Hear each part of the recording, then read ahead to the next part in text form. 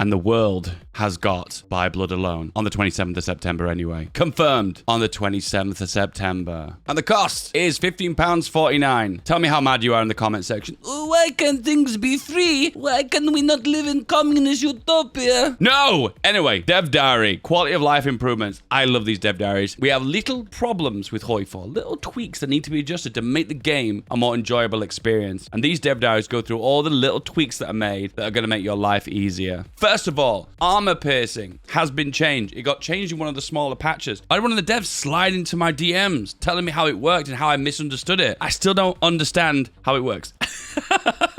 But I'm going to give you my best guess. So instead of armor being pierceable or not pierceable, like in the old days, one or the other, it is now a sliding scale. So you can see this unit. This division can deal 80% of their damage through the armor of one enemy divisions. You can see that the shield looks partially broken. What it's basically saying is this division is being partially pierced. Very close to 100%, but 80%. It is getting some of the bonus, but not all of the bonus. So now armor is more useful. But get this, piercing is also more useful because it's a sliding scale. So if you're not piercing everything, it's not the end of the world. You're still going to get some bonus against armor. And if you've got armor, even some armor, you are going to have a benefit. So it makes me feel like light tank recon is kind of back. Well, I mean back. It's actually currently happening right now. But now we have a visual tooltip to show it actually how it's changed. In short, a little bit of armor is good and a little bit of piercing is good. You don't have to 100% unbe pierced or be pierced. The middle ground is good enough. A lot of people aren't used to this new change. A lot of people are not even aware of it or don't even understand how it works.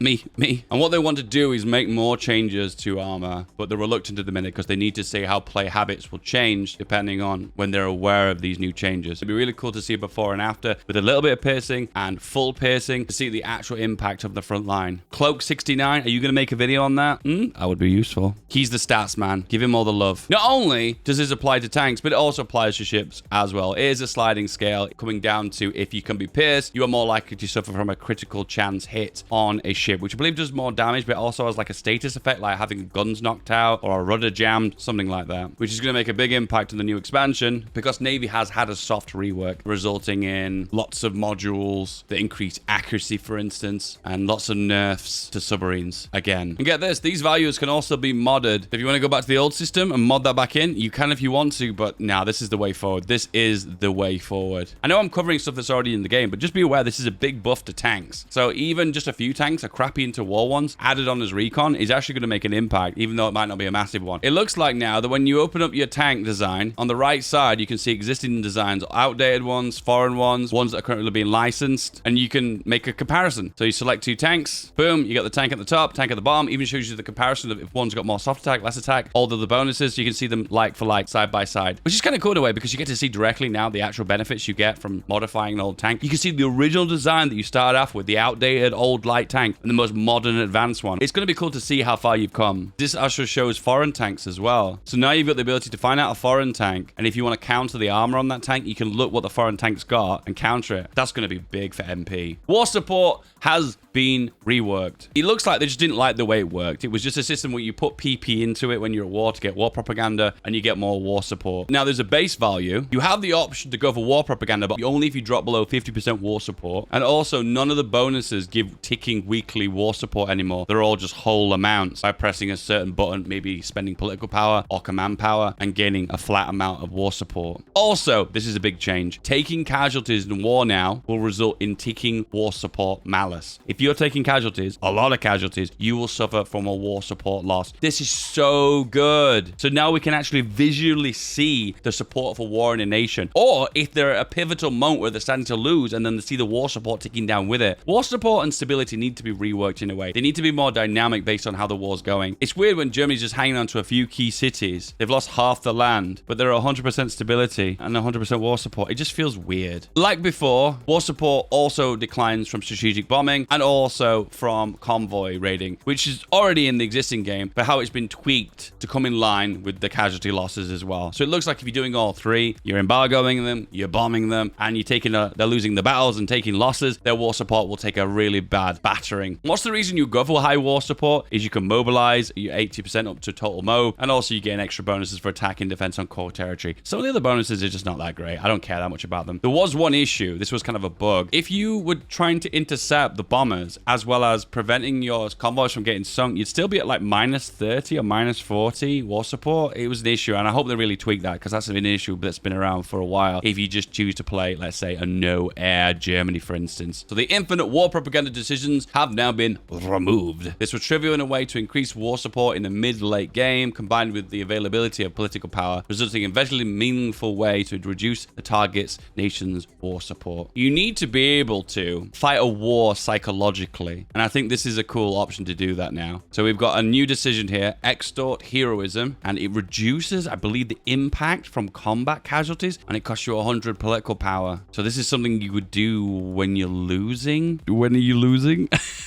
This is a game about winning, taking land, conquering. A loser button. I don't approve. So war support has moved from a system where you just go for it and get free war support to a system that actually needs to be managed constantly. When you're at war, nobody likes war. So the truth is you're always fighting against that war support that's trickling down. Armor trains and logistical strikes have been tweaked. So there's a bug currently. If you do logistical strikes, you'll never get hit by static AA. It's one of the reasons in multiplayer now, they never do no air Germany or no air Soviet Union, for instance, which used to be an old meta strategy, because logistical strikes now just completely ignore AA. Well, that was a bug anyway. It's been fixed now. So ground-based AA will now shoot down casts that are doing logistical strikes. Yay! Correspondingly, a further issue with armor trains has been fixed, meaning that you will once again be vulnerable to damage from logistic strikes at a much reduced rate compared to other trains. A lot of people, you guys were saying to me, like, I was saying armor trains are useless, and they kind of are, because the AI very rarely logistical strikes. However, a lot of you guys have noticed that armor trains are like immune to damage, and that's what it's trying to say here. Armor trains basically are invincible. Well, that was a bug as well. That's been fixed. However, these some bonuses are going to make you interested. They were reluctant to make this change due to other planes getting shot down by armor trains. Well, now it's exclusive for planes that are on logistical strike missions, and it means that armor trains can shoot planes that are on logistical strikes. It's not a lot, 18 air attack, but to be honest with you, this is an incentive for me to make armor trains. I love this. I love it. I love when there's some equipment in the game that I don't care about and I never really want to make, and then all of a sudden PDX change it and now I actually want to make it. The most confusing part here is that air defense 1 and agility 1 for a train. Agility on a train. How does that work? Will this have an impact on air superiority as well? If there's armored trains in a region, will that help my air coverage?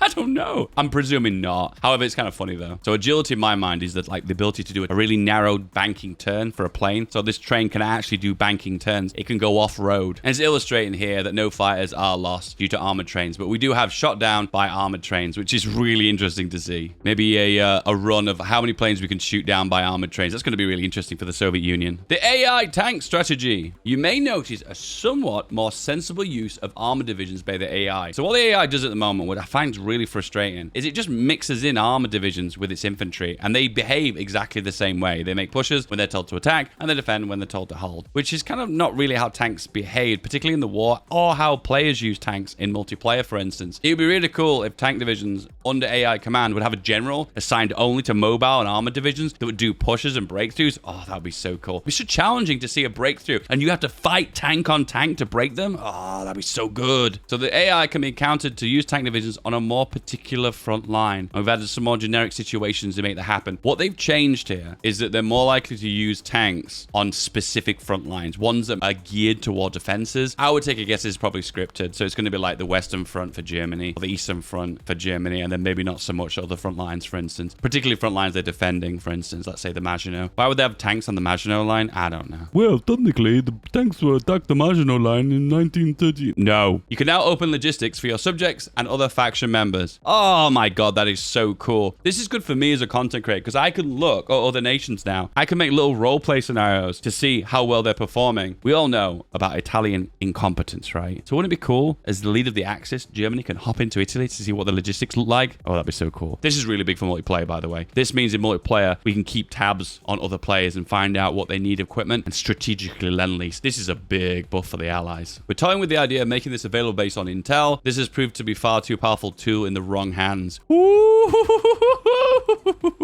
So you can still look at estimates if you've got enough intelligence, but you need a lot of intelligence to find that out. Those are the massive tweaks, guys. 27th of September is when it's coming out. Will you be getting it? Let me know. I'll see you guys next time. Bye. This video technically is part 2.